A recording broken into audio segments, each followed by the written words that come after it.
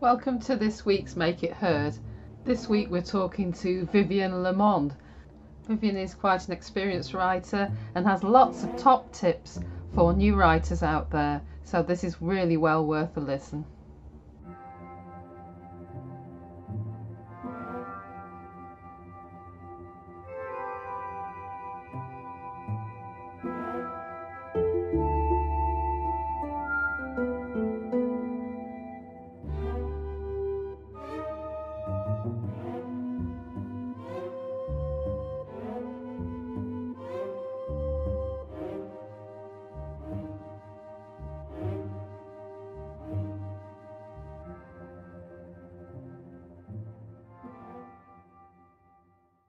Welcome, Vivian. What sparks your ideas when you start to write a play? The personalities of the characters we create are critical to a good play. And I also like, working with people's behavior and language, syntax, and dialect. I think dialect can really add different dimensions to script writing. Yeah, that's really interesting. We've at Make It Right, one of the first things we do to start off with is we do a monologue course, and the main point of doing the monologue course is to teach people how to write characters inside, to know their character inside and out. Do you find that really important? Absolutely. Yeah. So how long have you been writing for? Well, I wrote my first play in the fall of 1997 and just decided it was sort of a prompt. It was kind of a situation at work where, I taught at a college and I was an adjunct. And so I saw all these courses being posted for theater and I went to the chair and I said, boy, this is great. Did you put these up for me? And he said, oh, no, this other person's going to do it, because she had a staged reading at this local college bar. And I said, well, anybody could do that. So it was the motivation was kind of I'll show you. Yeah. So I sat down, wrote a play. And back in the day, you had to submit your work to the Dramatist Guild to become a member. And so I submitted my play. It was called Gillespie's Son. It's a 35-minute piece. And then when I joined the Dramatist Guild, when they accepted me, they sent me a resource handbook, which is wonderful. And I looked through it and I found this place that was calling for 35-minute max, one acts, and for their centerpiece series, which was like a luncheon thing they did. And they got super funding from a big insurance company. So it was free and they had a 240-seat theater. And so I submitted, and December 1st was the deadline. I remember that. And I got a call January 2nd saying, we're leading the season with your play. Oh, how lovely. Yeah. And it was kind of ironic because what you had mentioned earlier about not leaving the nest, the theater was a regional theater, very old regional theater in Roanoke, Virginia. And so I gave the package, I copied it and gave all the information to my chair at the college. And he said, well, who do you know there? And I said, well, nobody. Isn't that lovely? I mean, that's it. I mean, I think, a lot of people have a massive fear of rejection, but really, yes, it should be the opposite. It's the getting your name out there and just all the adventure you can have with these plays. And absolutely. And I think if you're rejected, you've probably just sent it to the wrong theatre, or you just need to do a bit more honing, and yes. And you'll get there in the end. It's one of those things, isn't it? So when I listen, I listen to some of the plays that you've sent me, and they're very varied in the genre and all that kind of thing. Do you have a genre that you really, really love? I really don't. It's just, most of the work that I've written is comedy. But lately I've really gotten into the mystery genre. All right. So, and I've been having a lot of fun with that. So I don't really have, a particular platform or genre that I prefer. I mean, some things work well for radio. I've been writing radio plays for about 5 years now, and I've really enjoyed that. It's a nice experimentation to have all the reliance on dialogue and no physicality that you have in live theater. So that's kind of fun. And so really the live stage, radio, whatever can entertain people, because as writers, I think that is our obligation. Yeah, I mean, for me, I just love the art of storytelling, and yes, and it's the story that I find the most interesting. And other writers don't. They write absurd things, and they're trying to get at the human angst and all this kind of thing. But for me, it's just the beautiful stories that you find in everyday life, and just chance things that your mum says or something like that. My mum's a walking muse. She just comes out with these fantastic phrases that's great. that inspire me to write a whole play sometimes. The things that I've noticed with your plays, they're very short, the ones you've sent me, but they're very to the point. Could you sort of explain to writers the importance of not having too much baggage or overwriting? Well, one of the things I mentioned, and I did eventually teach playwriting at the college, was that the first thing a writer needs to learn is to write tight and to really work on understanding structure. Now, if you get to be super famous, you could throw out the structure and write all kinds of, obscure styles. But the idea of getting to the point and having the rising action and, in a 10-minute play, which I write a lot of, or shorter, you need to hit the conflict on the first page. So there's no room for exposition. And there's no room for talking heads. People have to start arguing and then somehow resolve it. There needs to be something interesting. And I think the greatest compliment, I'm sure you'll agree, is for an actor to say, "Oh, I'd love to do more of your work." Because it's really nice. Yeah, when you get that. And that's our job. Our job is to write for actors. Yeah. And their job is to entertain the audience with our words. So, it's really collaborative. I mean, that's a nice thing, because we do a writer's drop-in with Make It Right, and we get I cast actors in the roles, which I think they would really enjoy, because when they're enjoying the work, they give it a lot more.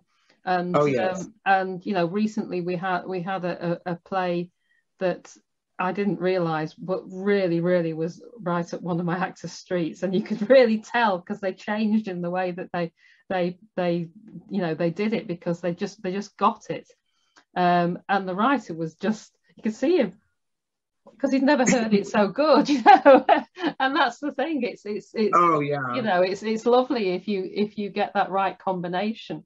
And writing so that the actors really do enjoy what you're giving them is fantastic.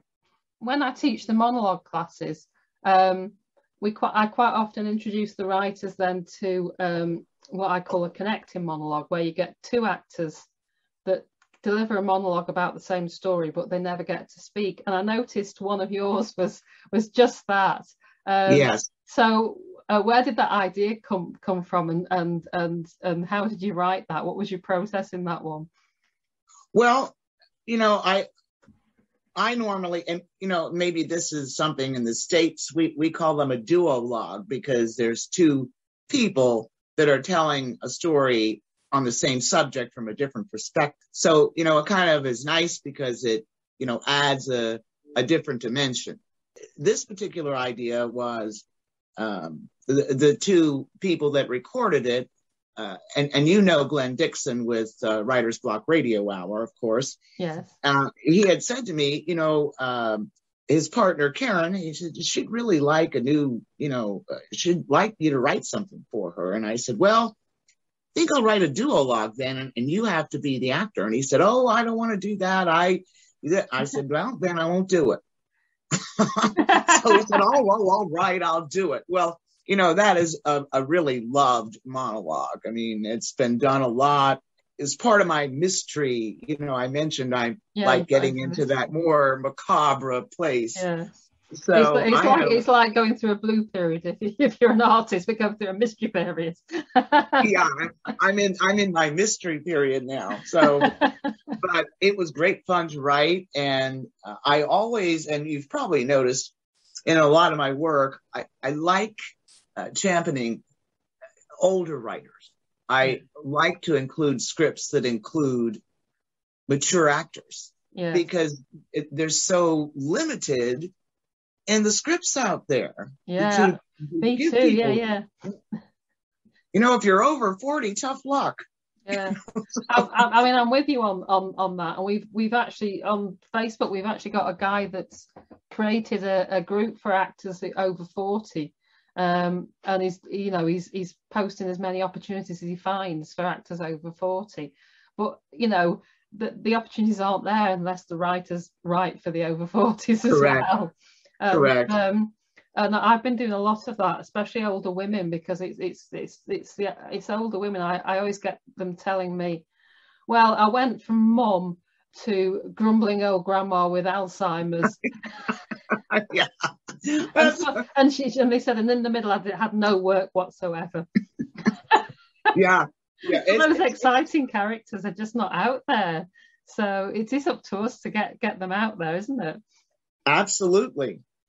Yeah. We'll both work at that. We will. So when you're writing your radio plays, do you have a sort of different process from writing, say, a screenplay or a drama for the stage?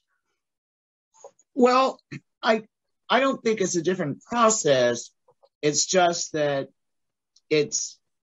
you're focused on what kind of sound effects are going to work with this, or what can you make people see without them seeing people. And so a lot of it is and if you want, it's on Facebook, or I could send you a link. I've recently done 2 of my plays. Talisman Theater and Kenilworth had produced, and of course they're audio, and so it's really interesting to see if something is flexible enough to be staged live or to be audio, and if people are still getting the message.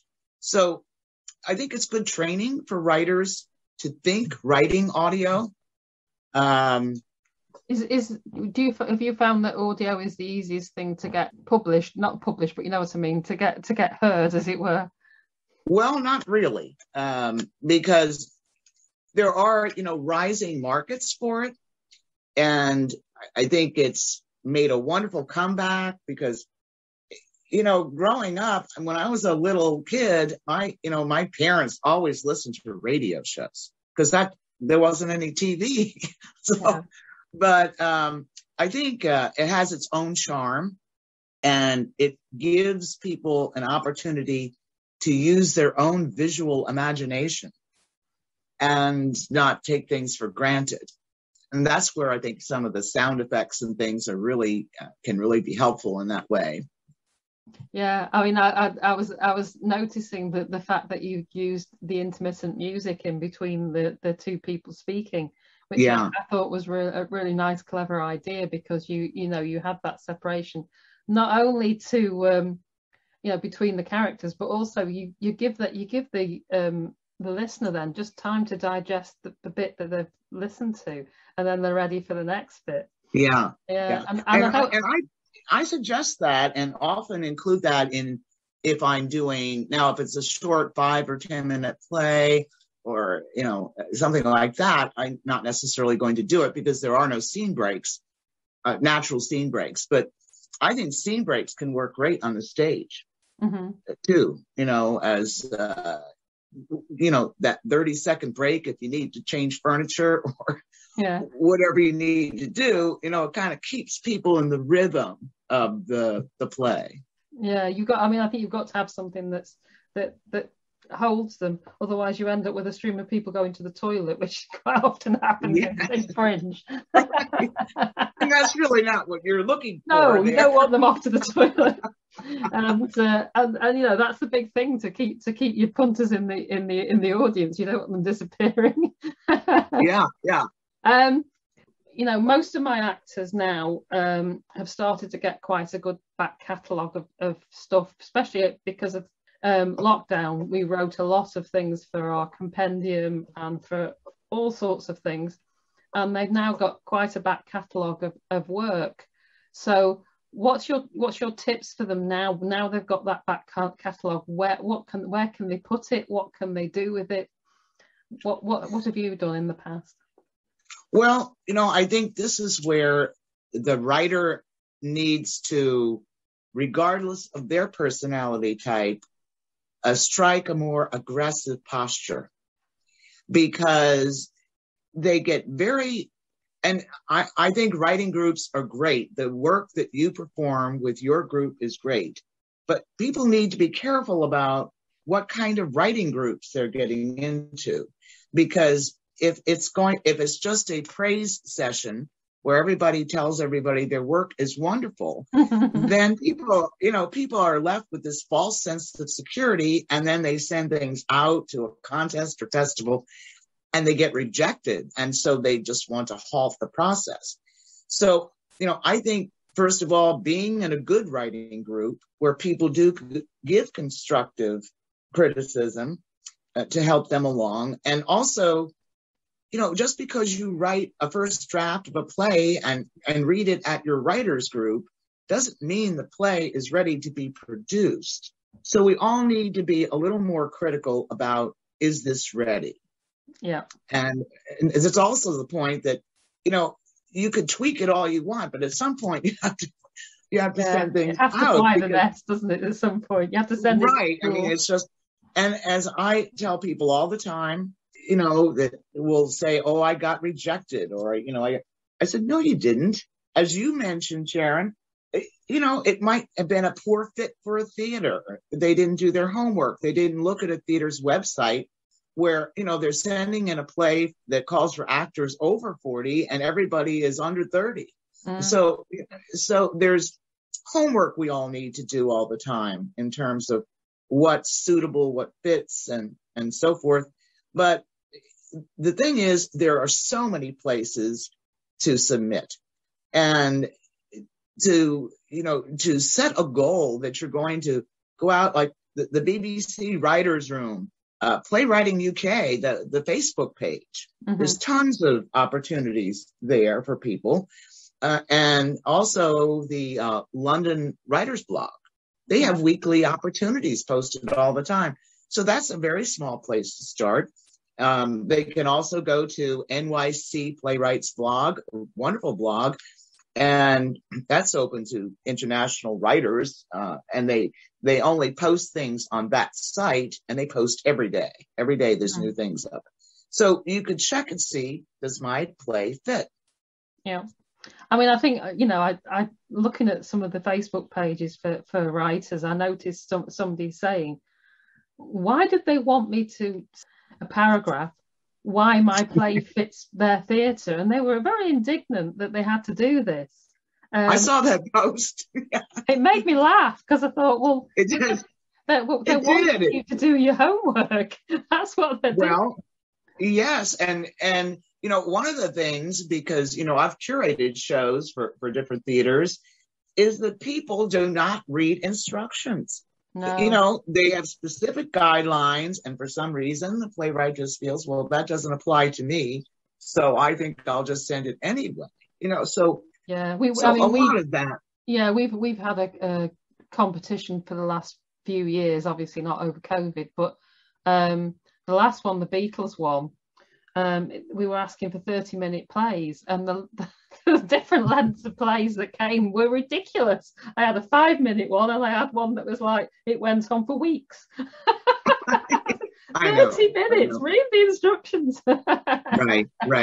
And that, that is certainly the biggest thing. Or, you're calling for a cast of 1 to 3, and then you get a play with 15 characters. Yeah.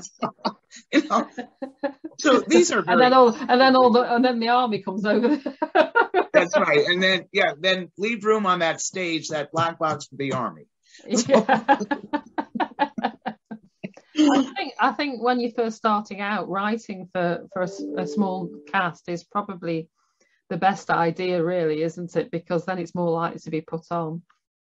Well, yes, and for a lot of different reasons, and people understand that as a playwright, you still have to have some sense of commercial theater. So especially if it's, as we mentioned, a black box, a small stage that can't accommodate more than 4 or 5 actors, or if they're paying, whether it's union or non-union, they really want casts of 5 and under, because that's expensive. Yeah, it's very expensive. And so we have to consider that. I mean, we can be artistic all we want, but if we want our work to go up somewhere and have it done well, we have to sort of follow the rules and the standards of where we are economically in our society, especially theatrical society. Vivian, have you had your work published at all? Yes, quite a bit of it. As a matter of fact, I'm with Smith Scripts, which is out of the UK, and that will now be changed in January to Drama Scripts. And a gentleman by the name of Alan Stockdill will be taking over the program. So I have Alan. several... That's bizarre. I know Alan.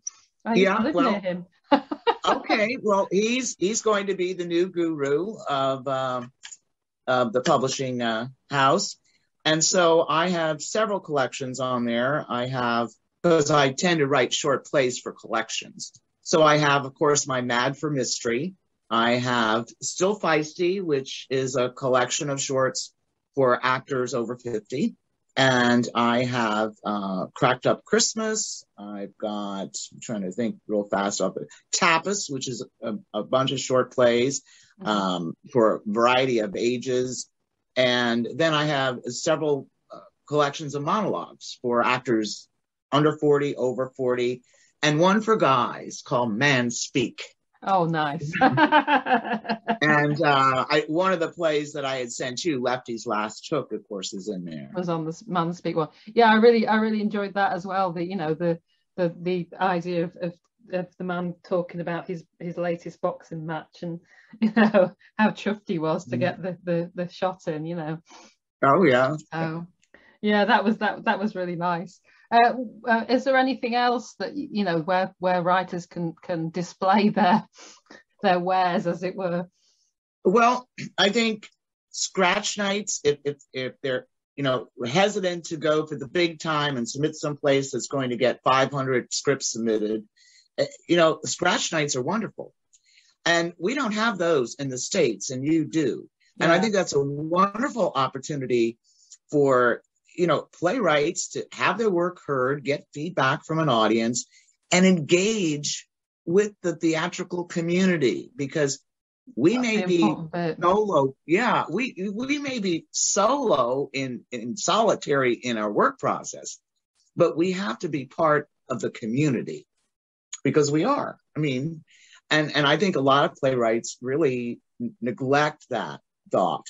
And so that is one thing that we really should do, and submit.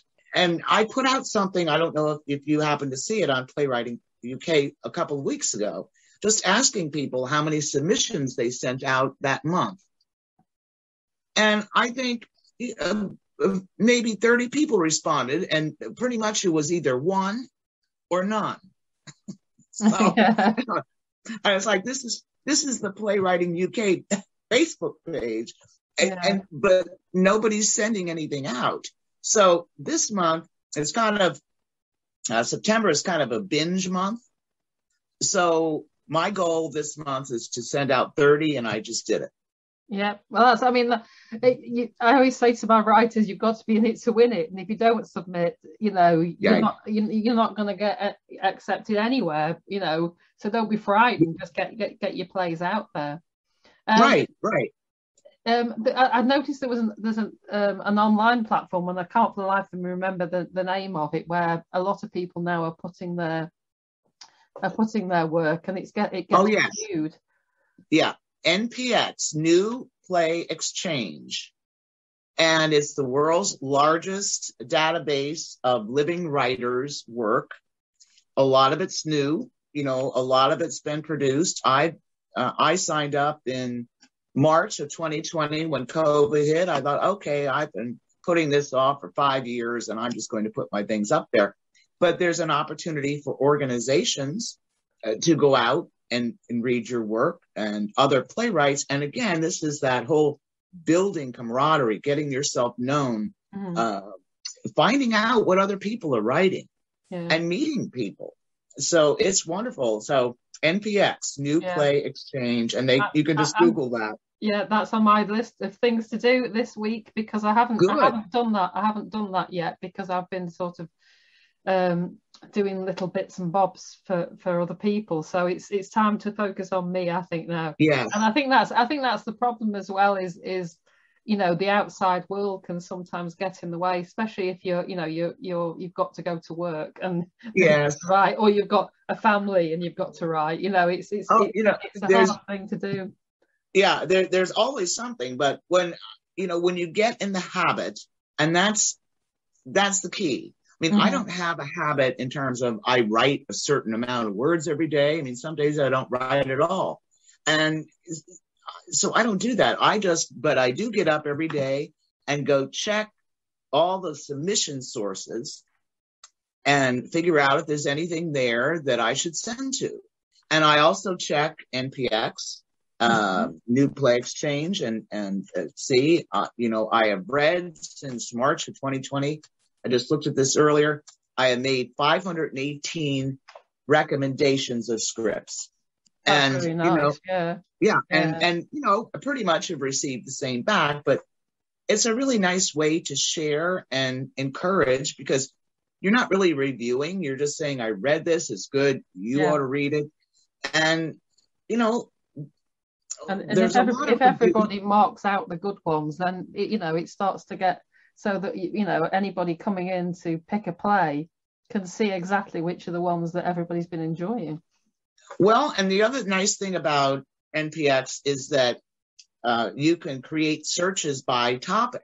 So like Halloween, you could do a Halloween or a Christmas search, or a theater group found me because they were doing an evening of plays about weddings. Oh wow! And so that I have a duologue called Beach Wedding, and that was on there, and that's how I got that that gig. Yeah. So it's a good opportunity. It's just that, again, actors and writers need to really learn to spread their wings. I mean, you have to get out of the nest. Exactly.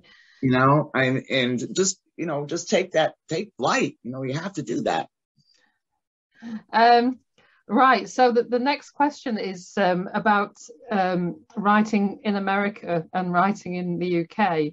I know that you send off a lot of submissions to the UK, but yes, do you find there's a difference in taste, as it were? What goes down well in the UK and what goes down well in the US? Well, I think the one thing that works anywhere, regardless of the country, is you have to tap into the universal human experience. So people just know, regardless of what accent they're hearing, that they can relate. This is relatable to them, because that's what we do. We try to engage an audience and have that whole willing suspension of disbelief, and through the characters we create. So there are some that I specifically write in a tone. And this goes back to what I had mentioned when we first started talking about language, syntax, and dialect. Every writer should study this, that there are certain phraseologies that British people use that we don't use in the US, and vice versa. So if you're going to write something that you're targeting towards the UK as an American, you want to make sure that you have those little nuances in there. And the same is true. Somebody in the UK wants to send something to America. You know, it's okay that you use, like somebody said to me in a play I wrote, somebody from the UK, we don't call them fishing poles, we call them fishing rods. I said, okay. You know, so it's those. I'll make a note. Yes, it's those little things that, of course, are simple word changes, or a theater and the playwright can work together on that. So I just think that we're very similar in that we're all striving to create a human experience that's relatable. Yeah. And one of the plays that you sent to me that one of my actors did involved football.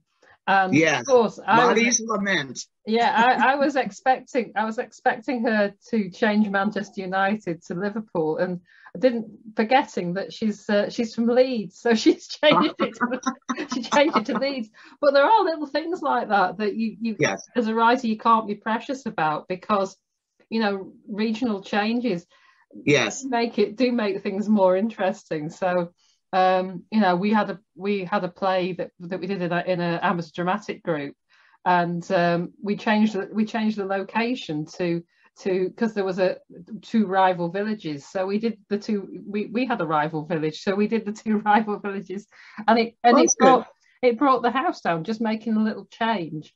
But it's always nice as a writer to be asked, isn't it? Yes, yes, yeah, it is. But and the suggestions are there, and usually if I send something, I had an interesting experience. I had sent a piece to I didn't send it to you, but it's called Abiding Rest, and of course it's been done here, but I sort of wrote it from a British perspective, and so the woman reading the female part and said, well, do you want me to do this in an American accent or a UK? And the guy that the other actor was from Australia, and he wanted to know. And I said, well, I kind of heard almost an Irish accent. And he said, well, I can do Irish. She goes, well, how about if I do? So they argued back and forth about what accent they were going to do. And she said, well, let's read it through with, a kind of a northern accent and Northern England and together. He goes, I could do Northern. And, I thought this is fabulous. These people could do anything. And she said, you're absolutely right. The language syntax absolutely fits a Northern dialect. And I said, great. So let's do that then. Well, you know what? The two plays that I gave to my ladies, they did Northern accents. So you've obviously got that. You obviously got an ear for the Northern syntax. So that's bizarre, isn't it? Well, I kind of study that, and I think it's fun because it really adds dimension to the character. This is how they talk, and it's just like Southern accents. And I have found that most of the plays that I've sent to the UK that require a Southern accent, it's the easiest one for them to do. I mean, it's harder for British people to do like a New York accent, but the Southern one comes pretty easy, and I've heard it done quite well. It's because we've watched too many cowboy movies. I think that's what it is. There you go.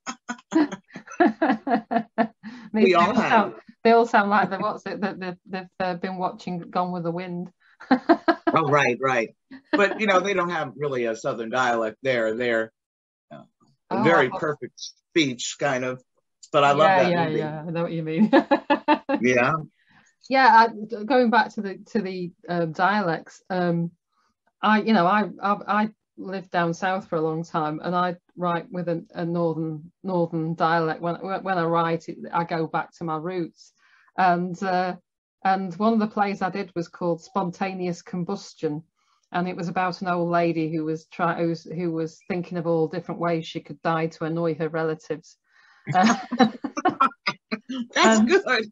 And she and I always heard her as somebody, you know, coming from sort of Manchester, Lancashire way, and so many people did this play, and I'd sit in the audience going, and then I gave it to one of my actors who's from Bury, I think, and she was just had the perfect accent, and I cried when I heard it, because I just thought, oh, finally I've found my lady.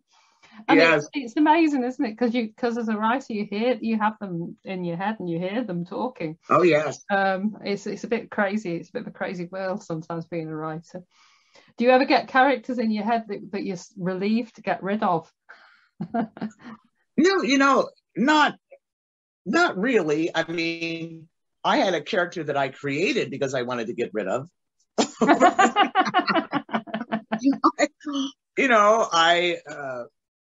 Really, sometimes some of the quirkiest things can inspire you.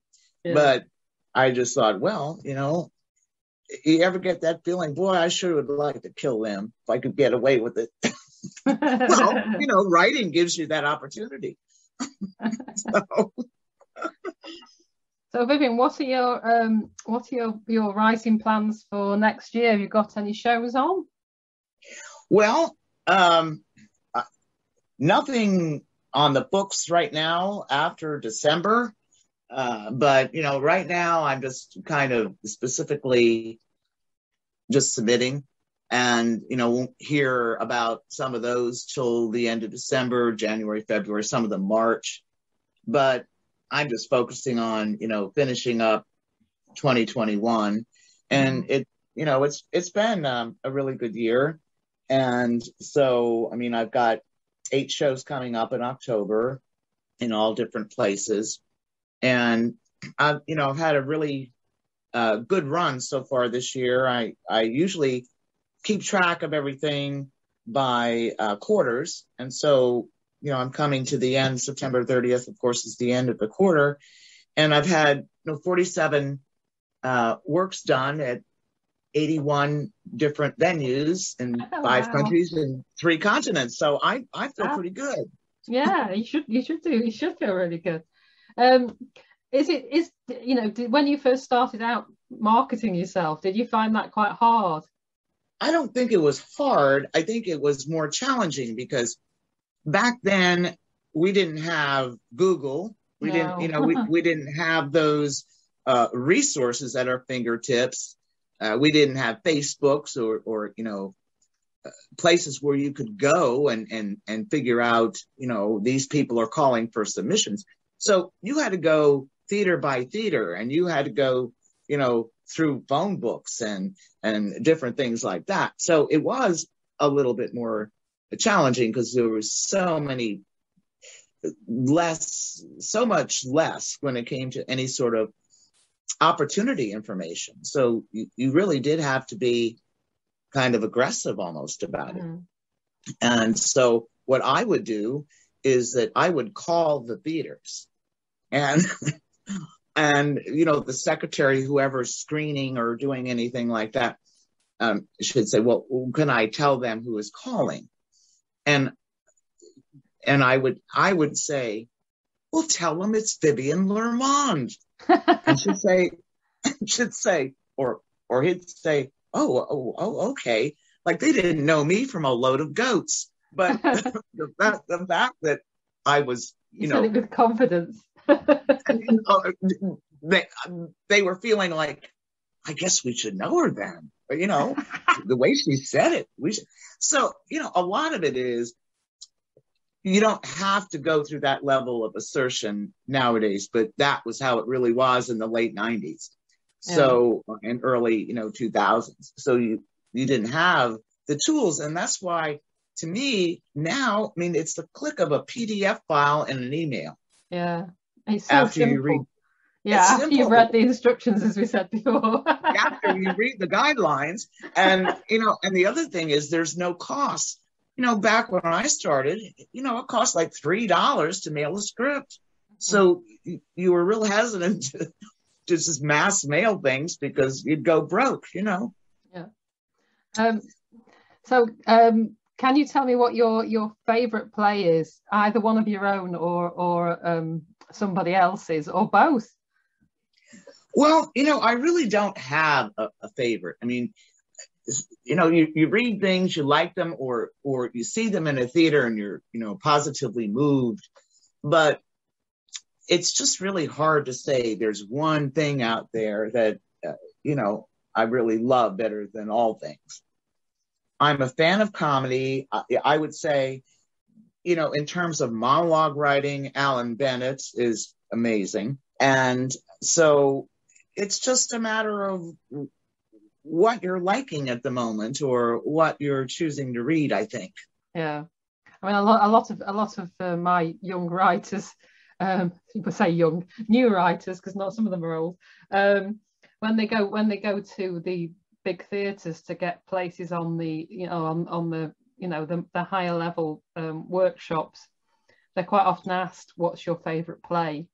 And I always think that's just such a strange question, that they just want to see if they've been to the theatre recently. I think that's all the question entails. So basically you can say anything that you've seen at the theatre recently and you'd get away with it. Right. But I do think it's an odd question, because there's loads of things I've seen that I really enjoyed, but for different reasons, so it's a very odd one. And read as well, because sometimes I'll read a play, if I haven't been to see it and it looks like it's never going to be put on again, I'll read it.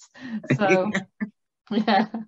So well, I think a lot of times, Sharon, people will ask that because the answer could tell them what genre this person might prefer. Mm-hmm. Because if somebody is saying, "Oh, I love Brecht," or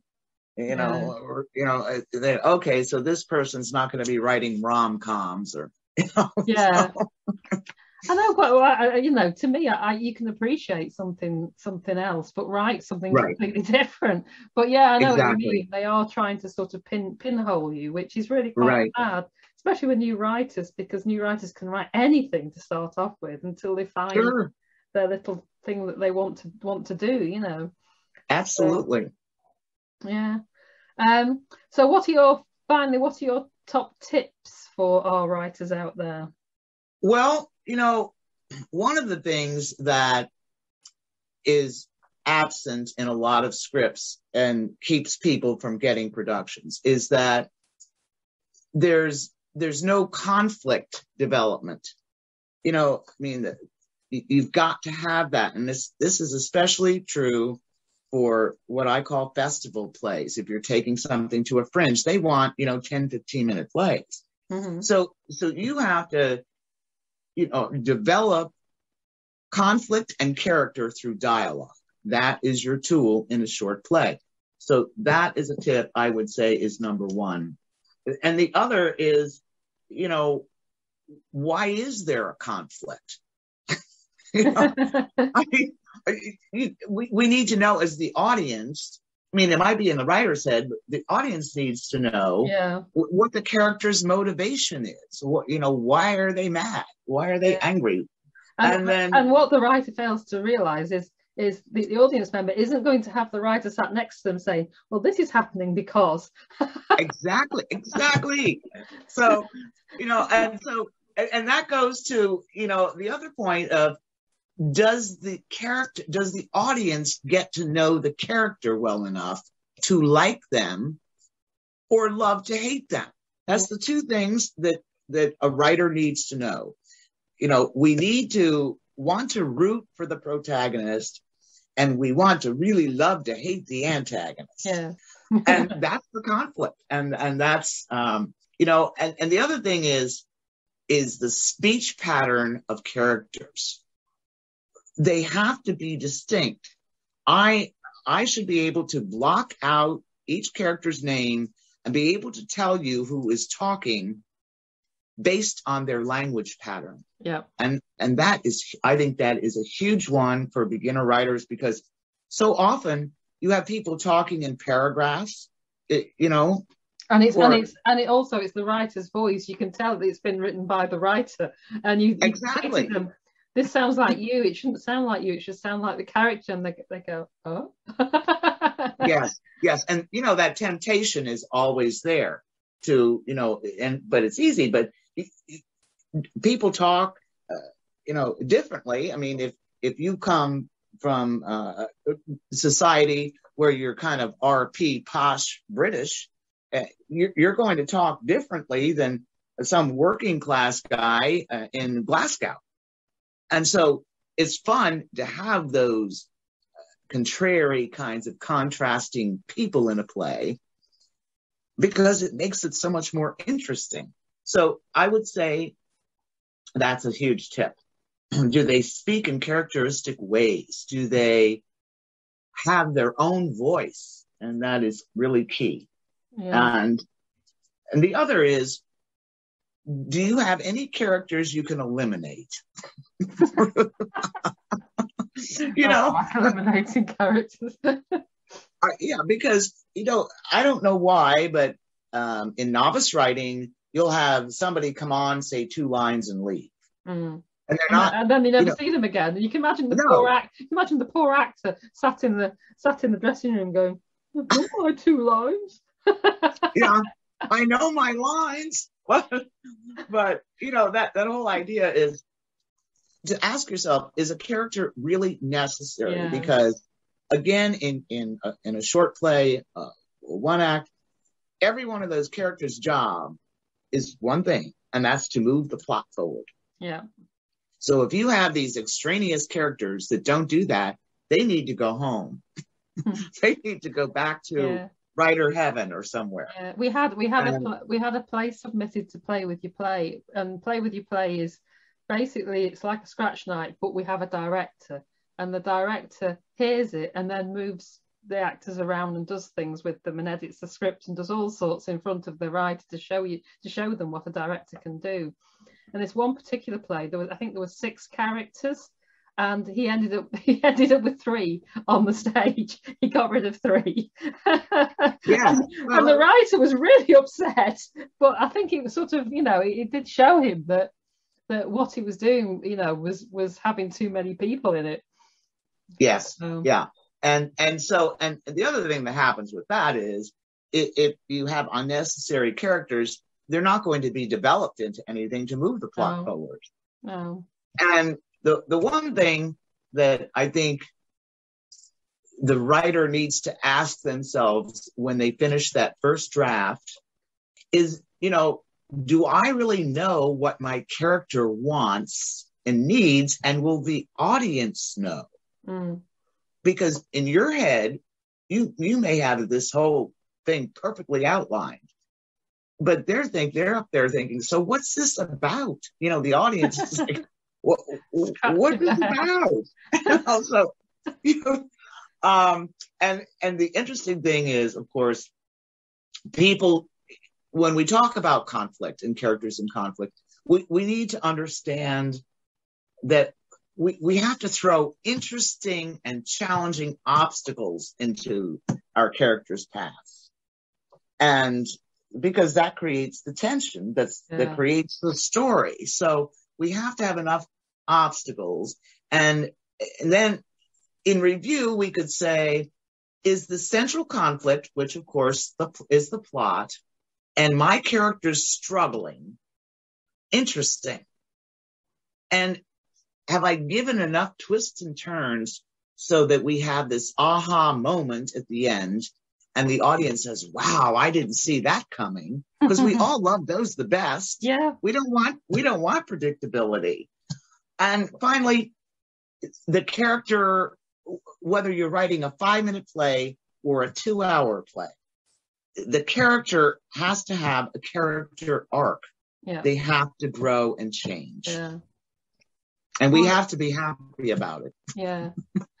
One of the things I do with my writers, and it came from team building courses that I did, was to give your character a P-type at the start. And a P-type, yes, it's pirates and all that kind of thing. Right.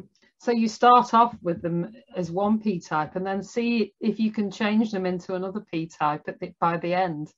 Because they've gone on that journey and they've changed as a character. Yes, and I think that's really important. And I taught team building, and one of the things that I taught was understanding personalities in the workplace. Yeah.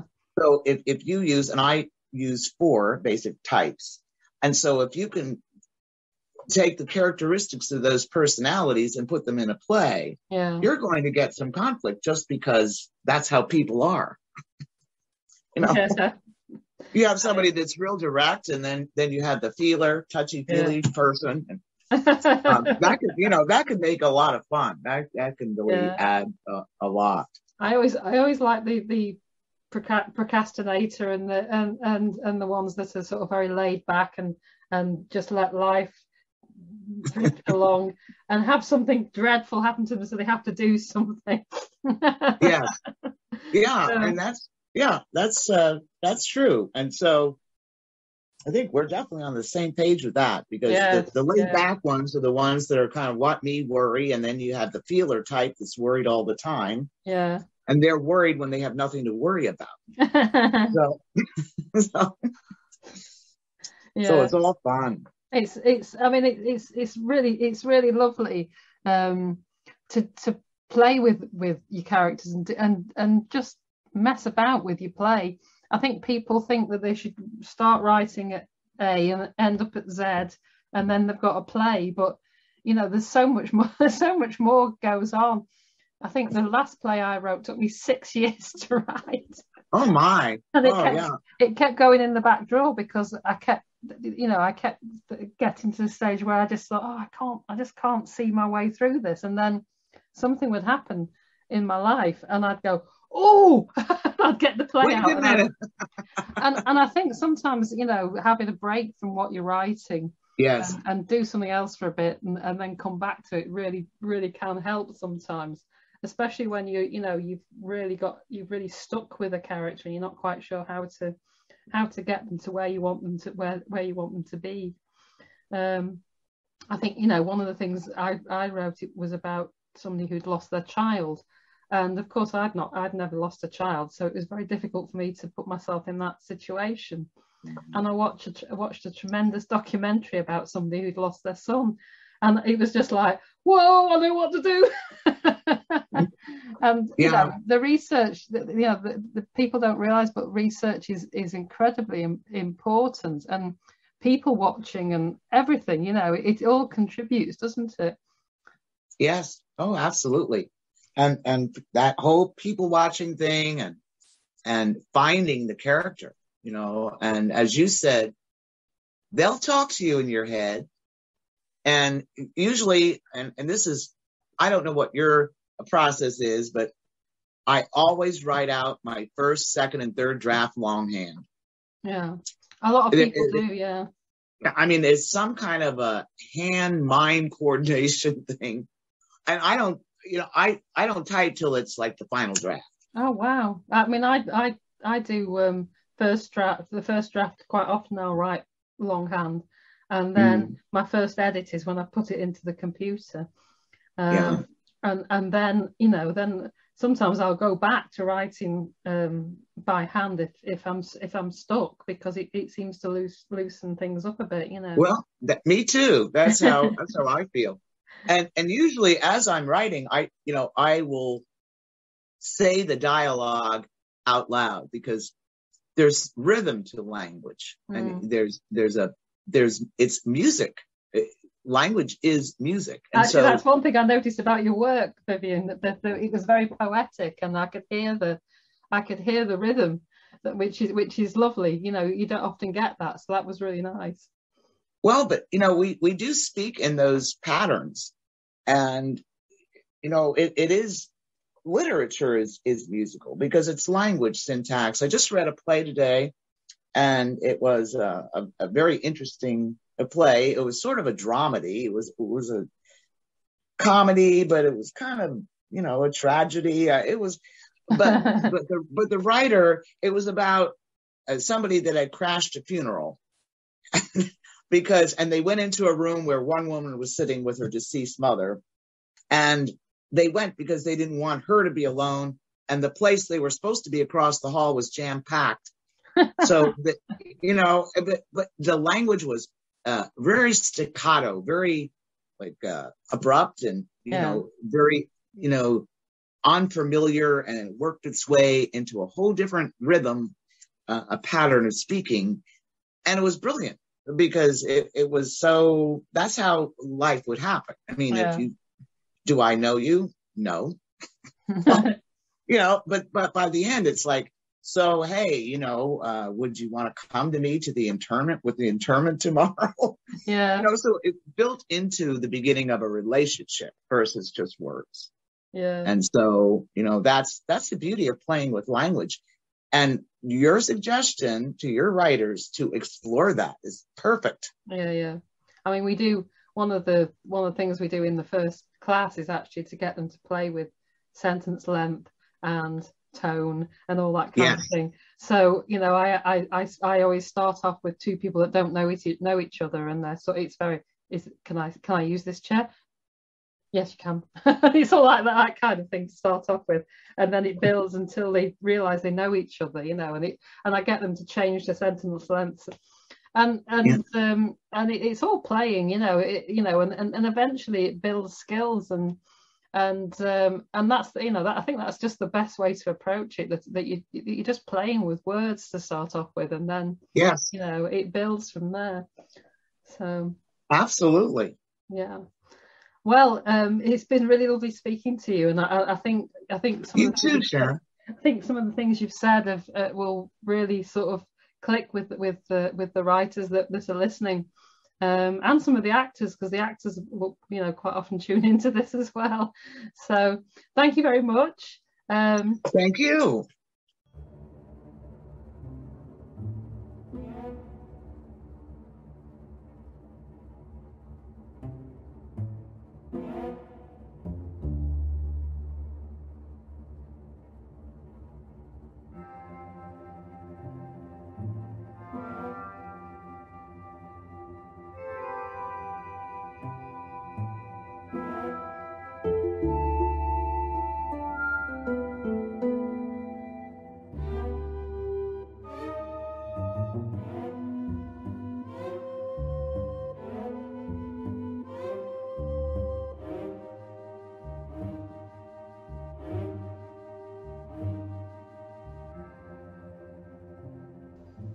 This is Lottie's Lament, and it's acted by Sharon Spink, and the play is by Vivian Lermond. So, my sister Eloise says to me, Lottie, you need to find yourself a manly man. Backstory. We're talking about a woman who got herself married off to a scrawny guy named Saul with sciatica. Like his back goes out, and they can't have sex. Saul has a new single co-worker named Simon, an accountant, she leads off. Do I look like a woman who needs a man who can calculate his life in numbers? A guy as dry as a gin martini, hold the vermouth. I've invited Simon to dinner on Saturday. Oh, Lottie, do come, she pleads. Stupid me. I agree. That was a bloody mistake. Now, I'm not one for body shaming, but there was no way Simon was going to strike a match to my pleasure pheromones. His chrome dome came eye level with my twin sisters. When he smiled, I got accosted with a landscape view of his overbite. He whistled his words through his glaring gap between his two front teeth. Table manners! Simon slurped his soup, dribbled his sauce, and smacked his lips over the sorbet. I did my disaster dinner duty time, and I was out of there by 9. All was not lost. I learnt something. Eloise was right about one thing. I'm a manly man kind of woman. Next time she even thinks about a match-up, I'll tell her my kind of manly man looks like a bloke who plays for Leeds United. Yeah, maybe I need to get myself over to Welland Road for a big score.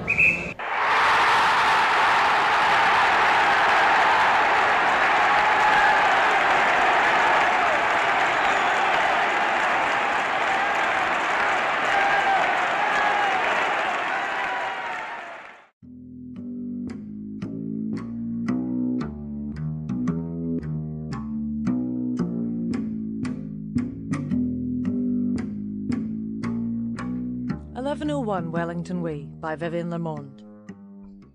The old pensioner next door has an unnatural fascination with what is happening in my life, since she has nothing but a telly to take up her time. You've heard of Peeping Tom? Well, I've got Busybody B, and I've gotten tired of her spying and sleuthing around like a wannabe Sherlock on the hunt for a heinous villain. You think I'm exaggerating. Last Saturday I'm in my garden out back, taking advantage of the last of the good weather, turning over the soil around the privacy fence that divides our plots. I'm hard at it, and all of a sudden, I get this creepy feeling like I'm being watched. I stop, I look up and I spy the eye of B peeping at me through a knothole. Jesus, does she think I'm back here burying dead bodies? The next day I got some wood cement and filled in that knothole. And just this morning, I'm washing up my breakfast dishes and there's B, back at it, her spectacle eyes doing a surveillance sweep through my kitchen window. She sees me see her and ducks. Living next door to a vintage voyeur sucks. What's her problem anyway?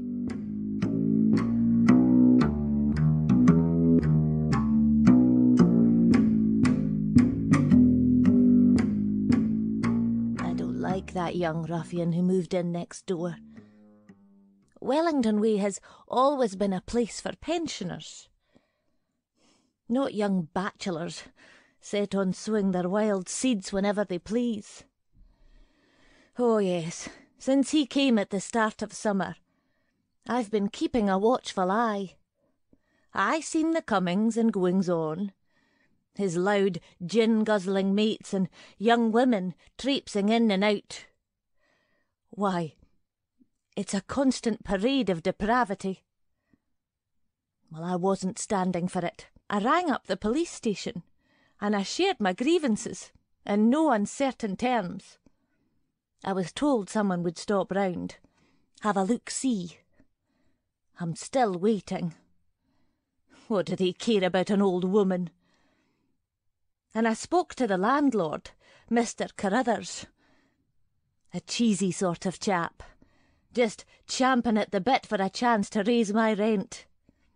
"We cannot discriminate based on age, sex or gender," he says, through that fake sneering smile of his. "Troy Northers pays his rent on time. Not like your old neighbour, who did a night flit when his rent was 2 months past due. I'm not one for letting sleeping dogs lie. I'll find that deadbeat one of these days. He'll show up on the renter's radar database. His kind always do." He throws in for good measure, before he makes his way down my front stoop. Disgusting cretin of a man, that Carruthers. So, that hedonist's name is Troy Northers. He should go back from whence he came. From the wilds of the city centre, I imagine. Then I would feel safe again.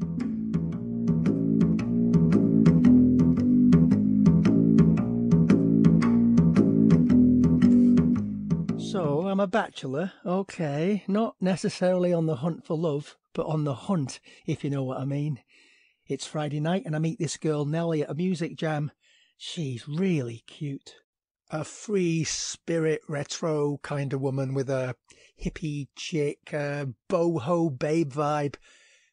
We connect, and after the show, it's looking like all systems go. We catch an Uber and head back to my place, and I'm looking forward to a little nookie with Nellie. Just as we turn the corner of my street, there they are.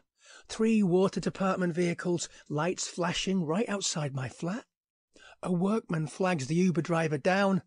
"Road closed, water main busted at 1101 Wellington Way, emergency vehicles only," he says. "But I've got to get in, that's my flat," I shout.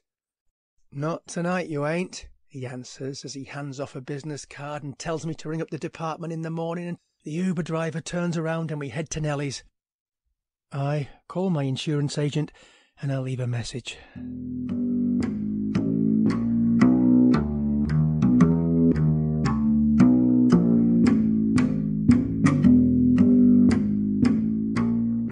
Something awful has happened next door.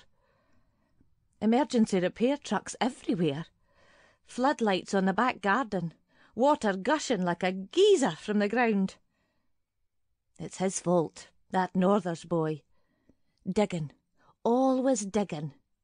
Just like that last tenant who created a crater over there when he uprooted that lovely old tree that used to shade my hostas in the summer.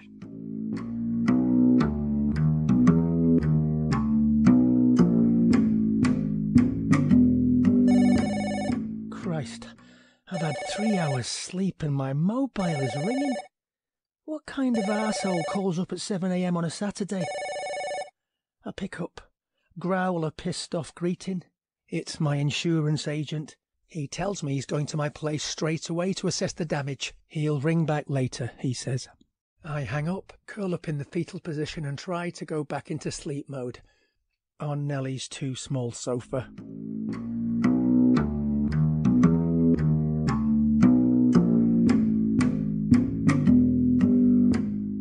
It's daylight now, not that it matters. I've been up all night watching. They're still at it, pumping water.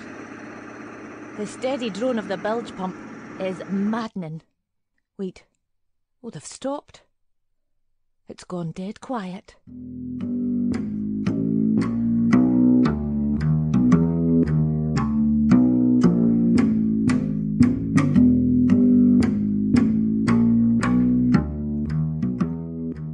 Nellie has gone out to the market and I'm alone, sucking down Java juice.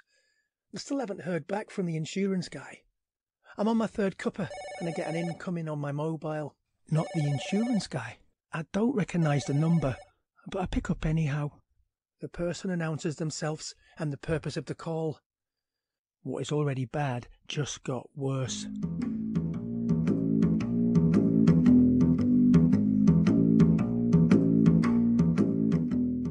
My nerves are shot. I feel a migraine coming on. The nausea, the searing pain in my brain. My pills, they're by the sink. I grab the bottle and the glass and turn on the tap. The water is turned off. I down my medicine without the benefit of liquid, half choking as the pills travel down my throat. I draw the blinds against the sun. I have to lie down. I have to lie down. Someone is knocking at the door. Saturday morning solicitors for some charity or other, most likely. I'm not answering the door.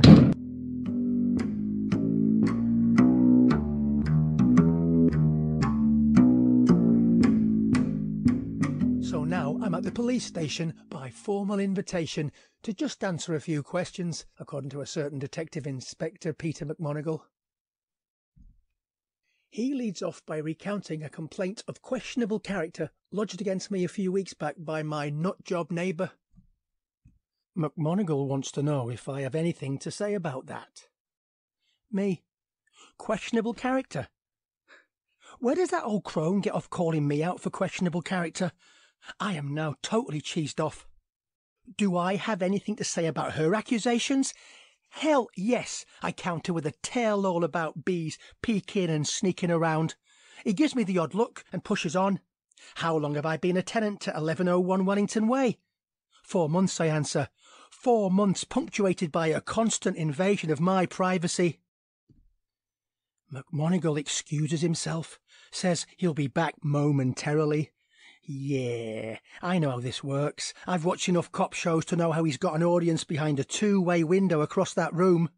He's going out to have a cop confab with his cronies. I use the downtime to answer texts, one from the insurance agent and the other one from Nellie.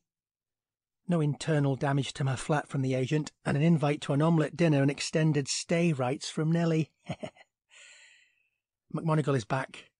He issues a proclamation that my cooperation has been sincerely appreciated and that I'm free to go. I ask him what this is all about anyway. He answers, "Good day, Mr. Nothers. We'll be in touch." Nellie picks me up and we head back to her place. I dig the water department card out of my jacket pocket and I give them a call. A cheery woman answers. I give her my address and she looks up the status of my case. I ask her how soon before I can go back to my digs. There's a hesitation before she answers. I'm so sorry, sir. That won't be possible just now, she says, her chipper voice lowering to an almost whisper like the prelude to telling a secret. Your flat is flagged as a crime scene. What the hell?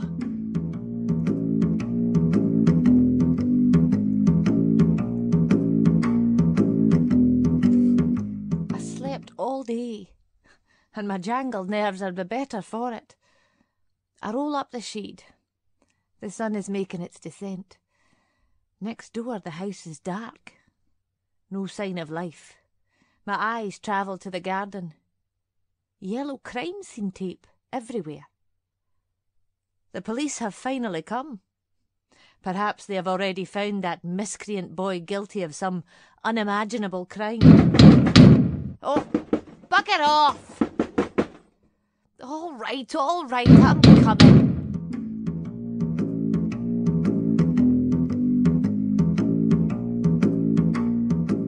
I call McMonagall. He's out. I'll leave a message.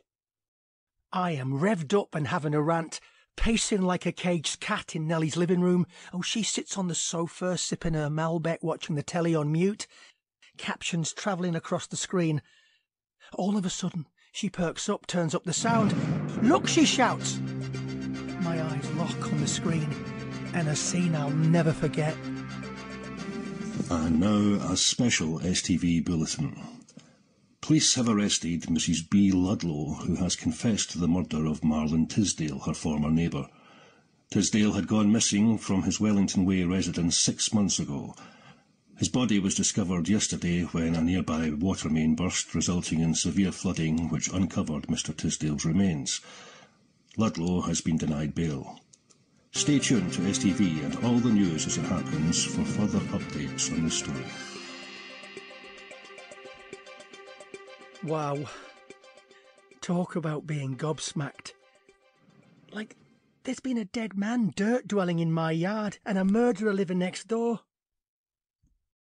What are you going to do? Nellie wants to know. Move, I answer. No way am I going to stay at 1101 Wellington Way.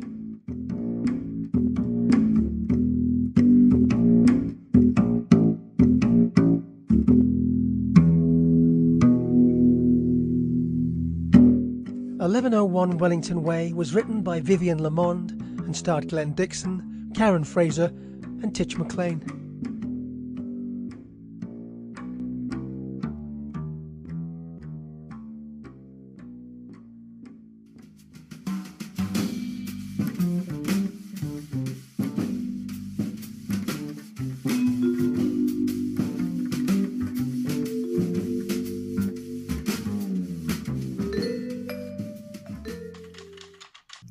Lefty's Last Hook by Vivian Lermond.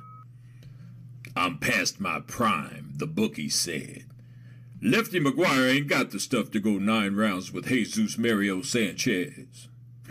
Jesus Mario Sanchez. A muscled-up kid showing off a face that never got busted up. Odds are 7-1 for the kid. Ain't nobody believing in the old man. This is my chance to prove him wrong. My last chance. It's fight night. Jesus sizes me up from his corner. He knows he ain't facing no soft glove spar with some rookie down at Demetrius' gym. We step center ring. The ref calls box. Round 1. We size each other up. He tries, but I ain't letting him land no power punches. The bell rings and we go to our corners. Jesus gets the royal chew out from his coach and comes out swinging wild, pissed-off punches in round 2. Round 3, he gets down and dirty with a hard kidney punch, and the ref gives him a warning. Fight clean, he shouts. Round 4, his emotions are eating him up. Round 5, Jesus goes flat-footed, and I'm still dancing. Round 6, showtime. I land a Lordy Miss Claudy hook, and it's lights out and dream time for Jesus. The crowd is on their feet. They gambled on the wrong guy. I'm tasting my blood and sweat and got one eye swelling shut. But I'm floating. I'm still dancing. I still got it. A grand finale, baby. Yeah, old Lefty McGuire just gave the non-believers a ringside story to remember. Ain't no better way to go out than on top.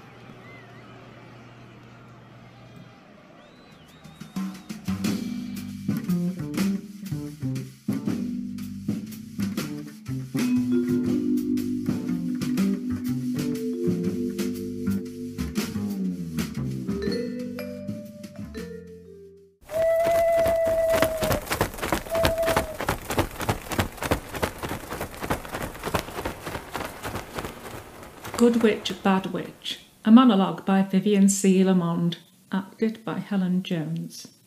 So my best friend Liz is throwing a Halloween costume party tonight, and I'm craving some misbehaving. What to wear? What to wear? I go to my spare closet of the misbegotten, the clothes coffin of terrible textiles, and there they are. The bridesmaid dresses.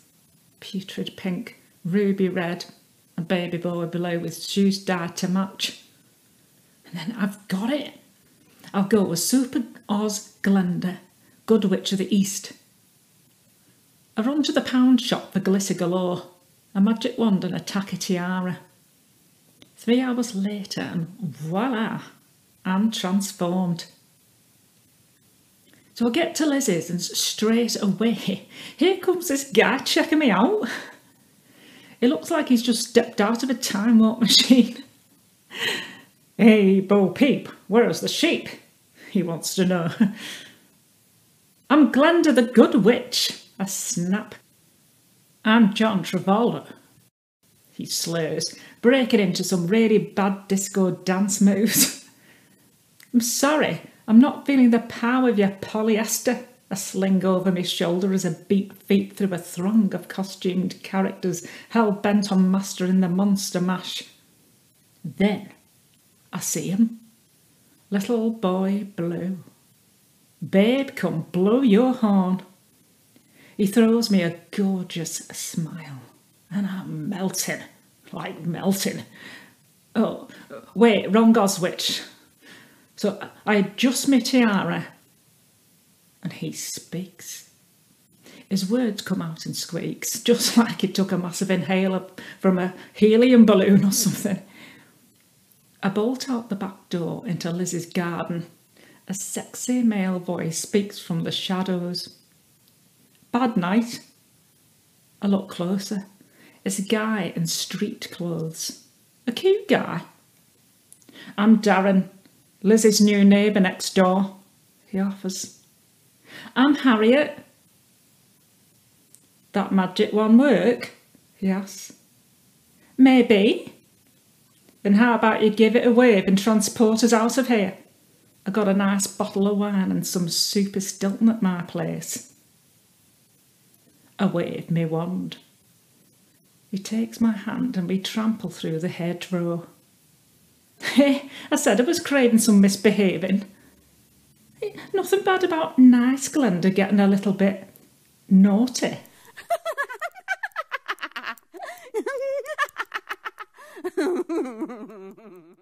Double-Edged Sword, a short play by Vivian Lermond, performed by Kristen Green and Shane Stefanchik, Columbus, Ohio. Okay, sweetie. We'll steal away on Saturday.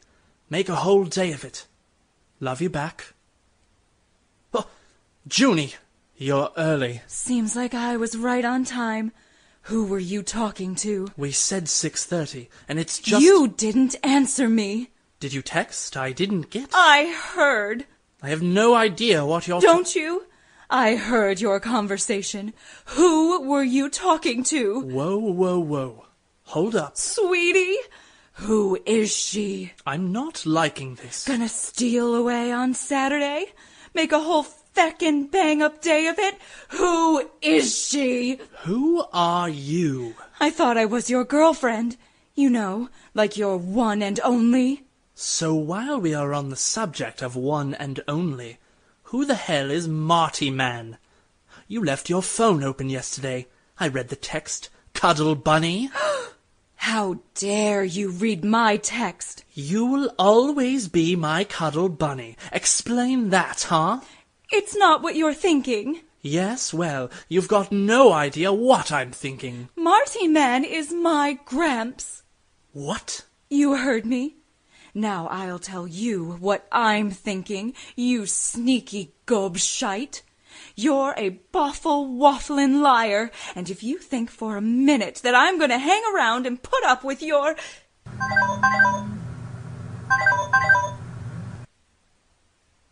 Oh. Hi, sweetie. I was... Give me that phone! I don't know who you are, but this is Junie, Pete's girlfriend. I just want you to know that you can spend Saturday and the rest of your life with the two-timing bastard, and... Oh, I'm so... I... Yes, Mum? Sorry. I hear you. I hear you loud and clear. Talk later. I'd better go. If it makes you feel better, I'm sorry about jumping the gun about your Gramps. It's not going to work with us, is it? We're both too suspicious. Birds of a feather. Bye, Pete. All the best to you, Junie. Alice in Therapy by Vivian C. Lermond, performed by Kristen Green and Shane Stefanchik, Columbus, Ohio. Hello, Alice. I am Dr. Sigmund Freud. Hello. I have reviewed your patient's statement. You have a recurring peculiar dream? That's why I'm here. I want this nightmare to end. Ah, of course. How long has this dream persisted? Since I was a little girl. Please, lie down and get comfortable. Continue. Every night, I fall down a rabbit hole into a sort of wonderland. Ah, in our dreams, our suppressed imagination can break free. All human behavior is influenced by the unconscious mind. Tell me about your wonderland. It's inhabited by talking creatures who shouldn't be talking at all. First, I meet a white rabbit dressed in a funny costume, carrying a giant pocket watch. Go on. He's quite distraught. He's late for an appointment with a very mean queen. If her subjects don't play by her rules, it's off with their heads. How is your relationship with your mother? Do you find her demanding, of stern temperament? She is a mother. It is natural for a girl awakening to womanhood to resist authority. What happens after you meet this rabbit? It's all very jumbled. There's a massive caterpillar named Absalin, smoking from a hookah. Caterpillar, snake, sexual suppression. Your encounter with this creature, does it make you feel frustrated? Yes! He talks in riddles. I see. And the cat. Cat? The Cheshire cat with a grin from ear to ear. I ask him for simple directions. Cheshire cat, would you tell me, please, which way I ought to go from here? He replies, that depends which way you want to go. Ridiculous creature! Do you have a natural aversion to cats? Why, no. In my nightmare, if it wasn't for chasing after my cat, I wouldn't have fallen into the rabbit hole. Then there are the pills. What type of pills? One pill makes you larger, and one pill makes you small. A curious phenomenon. Exhausting. Let us review. Would you agree that chasing your cat down a rabbit hole is rash behavior? Had you not considered that you might be on a one-way trip to this wonderland? I can't control a nightmare, can I? Ah, but you can discover the correlation between the waking state and the dream. Now you're talking Jabberwocky. Jabberwocky? Gibberish. Now see here, young lady, You see here. I didn't come to have you meddling about with the state of my waking mind. I came here to have you slay my dream demons. Petulant, are we? Perhaps you should examine your reality with closer scrutiny. Perhaps you should take responsibility for your curiosity and acknowledge that behavior has ramifications. I did not choose to have this dream. Still hostile towards the rules, I see. Still resistant to authority. Sit down, Alice. Take deep breaths. There now. Feel better? Let us continue. How does this dream end? I wake up, sitting under a tree. A wiser young woman from the experience. I am? This dream, it is a mere metaphor for a rite of passage, for exploring the unknown. It is?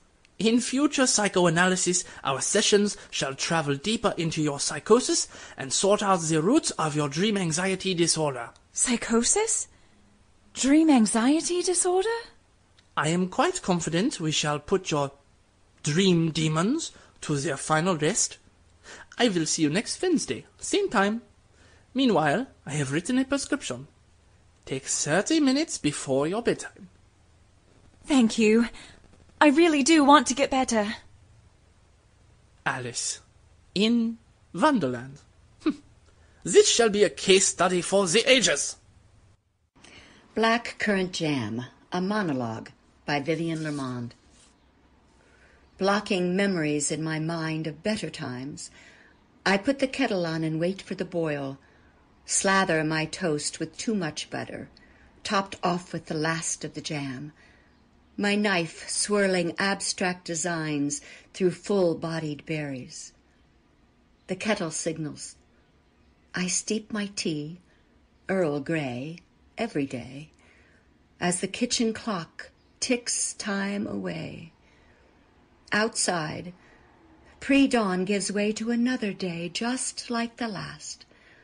Sunrise, sunset, and yet, perhaps today is the right day for a life rearranged, a life that pushes past cloud cover and molted shades of gray and gives way to a sunburst of possibility. My tea has gone cold. I munch the last bit of toast, dripping savory splatters of jam juice on my pajamas. It will leave a stain, I know. A ghostly, pale, violet-hued, imprinted memory of this breakfast on the last day of my old life. I push open the window and breathe in the subtle passage of winter, commingled with the early scent of spring, wakeful to the promise of unpredictable skylines, rose-gold sunrises, and multi-hued sunsets, tinted with the color of faded black currant jam.